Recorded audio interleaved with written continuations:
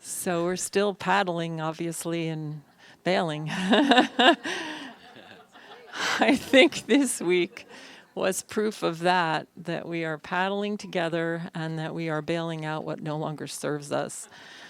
All right? And that we can be assured that the canoe is not going down, that the canoe stands strong. And because it stands strong because that canoe is in within each and every one of us, and it is the power and the presence of God that never changes. And this week, when I was in my moment on January 6th, or right after it, of feeling a little, uneasy about everything and wondering how everything was going to land. And I was woke up in the morning, and I wake up really early, and we wake up around 4:30 or so. And so I look out our bedroom window, because it's all glass, so we can just see the stars. And this particular morning, there were just a lot of stars. And so much so that I just wanted to go out and look at them. I realized I don't look at the stars enough. And I think what I got out of looking at those stars was that, and they were just, and you know how it is when you look at the sky, the more you look, the more stars appear, right? Because your eyes are just adjusting to the dark. That I realized that how constant the stars were, and how even when the sun was rising, that the stars were still there. They didn't go away. They just gave way to the sun, but they're still there. They're not going away. And it reminded me of this thing we call in the science of mind the changeless, or the power and presence of God. No matter what's happening, it doesn't go away. It's changeless, and we can always rely on it. And I just said that day, my mantra was just remember the stars. Anytime you get uneasy or feel that you're not safe or secure, just remember the stars, because we are.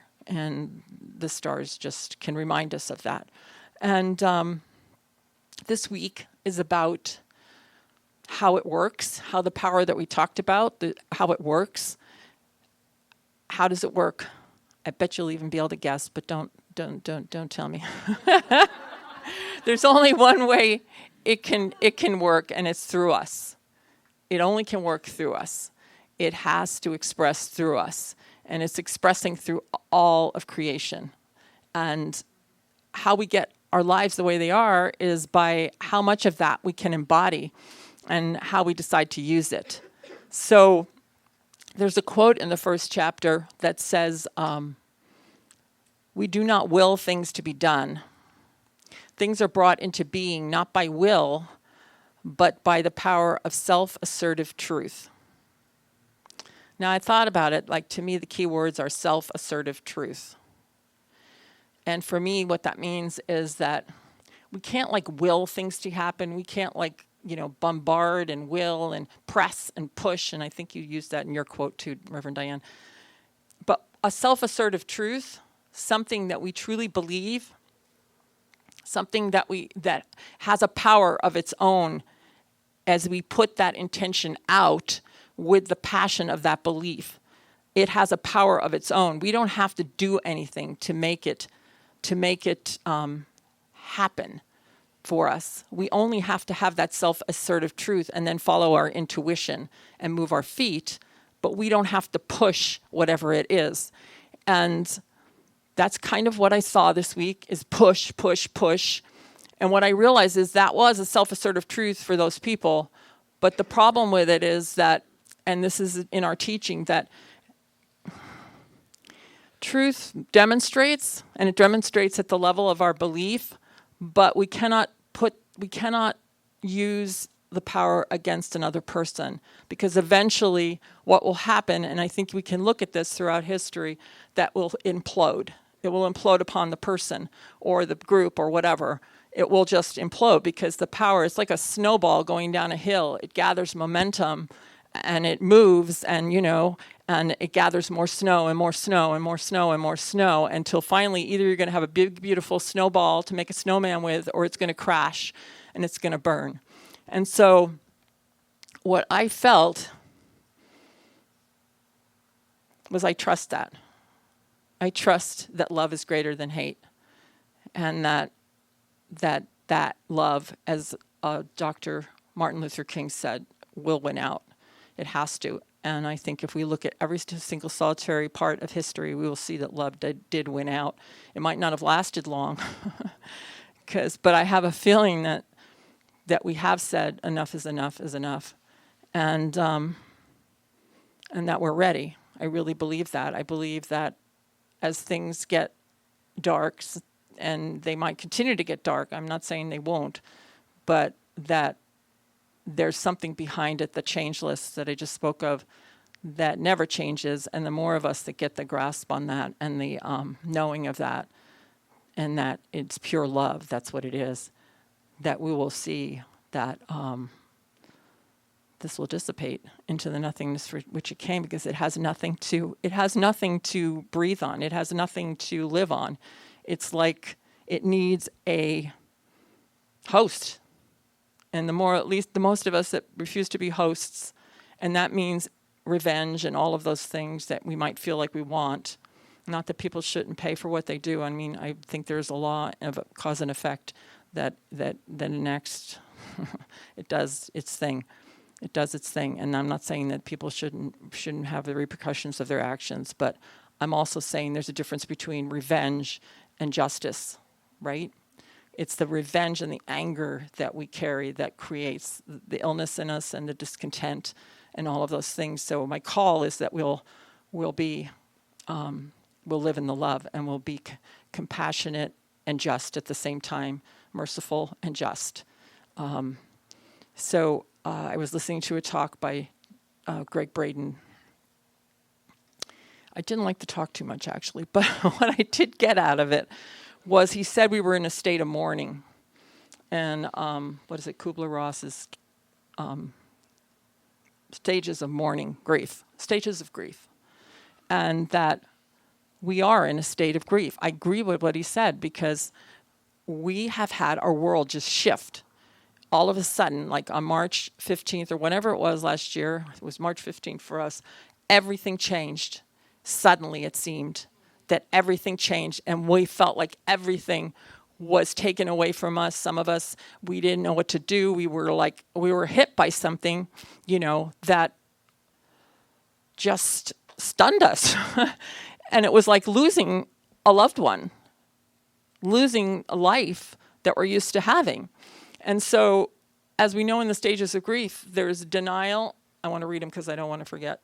Denial, anger, bargaining, acceptance, and depression. Not in that order, although acceptance is supposedly the final one, but they can intersperse and come back and all of that stuff. And so I believe that that's what we're seeing in the world. We're seeing this happening, and different people are reacting differently to this grief that we feel for what we've lost, or what we feel that we've lost. So what do we do with that? For me, it makes me have more compassion.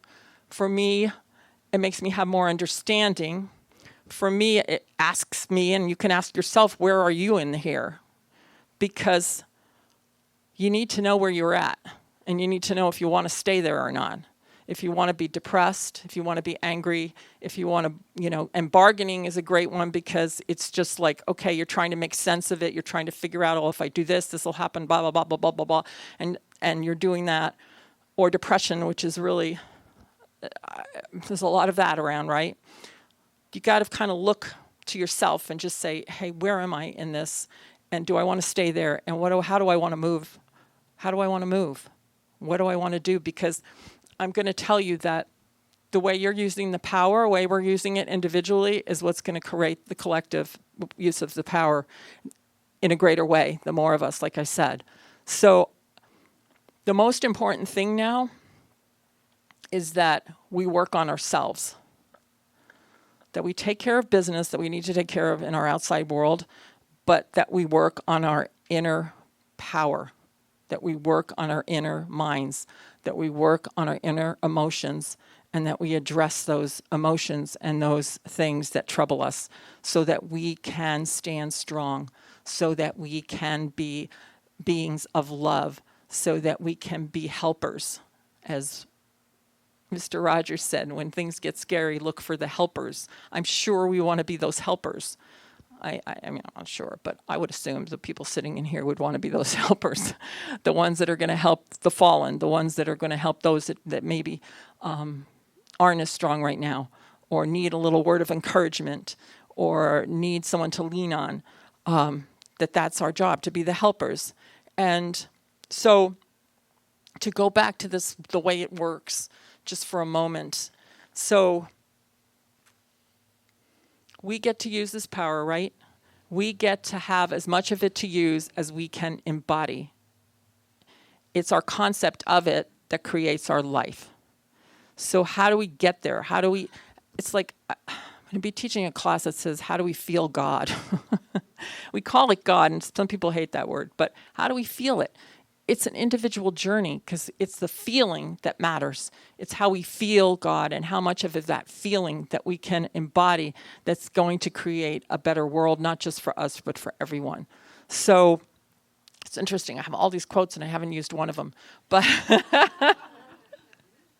I haven't used one. You wouldn't believe how many I have. Anybody that studies with us in class knows Rita always has all the quotes and the patch. Yeah. Anyway, but I want to use some of them because they're so good. So I was saying we must begin on the individual level. So Ernest Holmes said in this chapter the way it works. And if you don't have the Science of Mind textbook, we have a lot of them, and it's well worth having.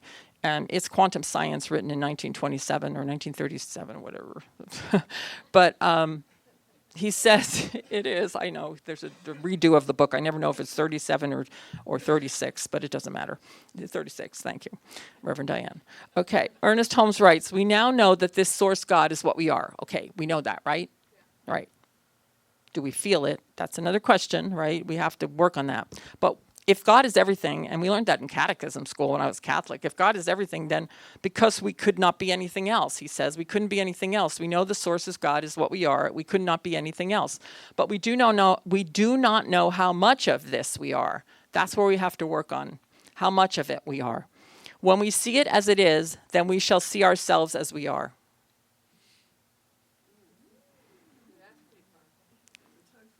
But the stars, look at the stars. When we see ourselves as all those planets and stars and this infinite creation that we don't even know half of what it's about. It just goes on forever. When we see it as it is, then we'll see ourselves as we are. We can only see it by looking at it through our own eyes. This is what our evolution is about. We can only see it as looking at it through our own eyes. Somebody can't do it for us. We can stand up here and give a beautiful spiritual mind treatment, or we can stand up here and talk. We can help others, but eventually they have to see it through their own eyes. And that's where we are at right now. So we don't have room like for hatred or revenge or any of that. We've got to see it everywhere, and then it lifts as we see it in a bigger way in ourselves and in everyone else. So he says, hence we shall find a better God when we shall have arrived at a higher standard for humanity. Right? We shall find a better God when we shall have arrived at a higher stand for humanity. For if God is to interpret itself to mankind, it must interpret itself through humanity. So this is what's happening. God is moving through this whole experience, this power and essence, and it's one power, and it's how we use it that creates our life. So we saw how certain people used it on January 6th, and we didn't, for the most part, like it. We didn't like it at all. It scared us, and it made us feel like enough was enough, and I'm just talking for myself. Maybe, I'm just saying a lot of people. It's interesting. It says,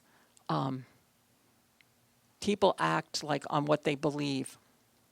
And they go, so many people believe this and so many people believe that. But if you cannot prove what you believe, and that's true in this teaching, then it can't be true. It only can be true if you can prove it. So can you prove your life? Can you believe enough to prove that you're this presence and power of God? Can you use it? Can you expand yourself? And to start right where you are, not to get frustrated and say, oh, I'm not over there where Gandhi is or Martin Luther King or, Jesus or whoever, but I'm right where I am. I'm right where Rita is right now. And I'm willing to open up and encompass as much of this power as I can and to use it. And if you're willing and you turn to this power within you, it has to turn back to you. It has to. It will open, and it already has opened and expanded many of us. And through this whole trial and tribulation we've gone through for this year, it's almost a year. Can you believe that? I have seen more expansion and more knowing from people and more loving behavior than I've seen the opposite. So I'm trusting that. And so that's what I know, and that's what I claim. And I claim right now that whatever else needs to move out of the way, this was the last gasp of a dying fear. As Donna Michaels put it, Reverend Donna Michaels, it's the last gasp. When we're coming up for a change, everything will come up to let us know that it's not true and that we need to give up. And we're not fighting. We're just not giving up on love. We're not giving up on love of everyone and compassion and understanding and justice. But justice with love. Does that make sense? Because it's the hate that will sink us, and we'll be that snowball that smashes against the against the rock and disintegrates. So it's only love can bring love. All right. So I feel that I want to do a treatment right now, just to ground. All right. And so let's just take a deep breath.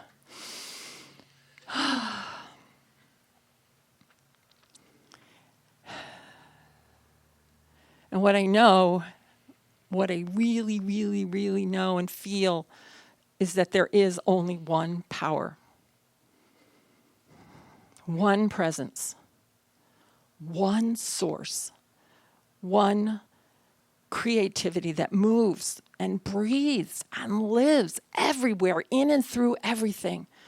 And that its very essence is good, and its very essence is love. And its very essence is freedom. We are expressions of that power, each of us, individually and collectively. So if there's only one power and we are each expressions of it, then we have to be united. We have to be together. We have to be moving and living and breathing as that one power. And I know that right here and right now, what I claim is that we move and live and breathe as love.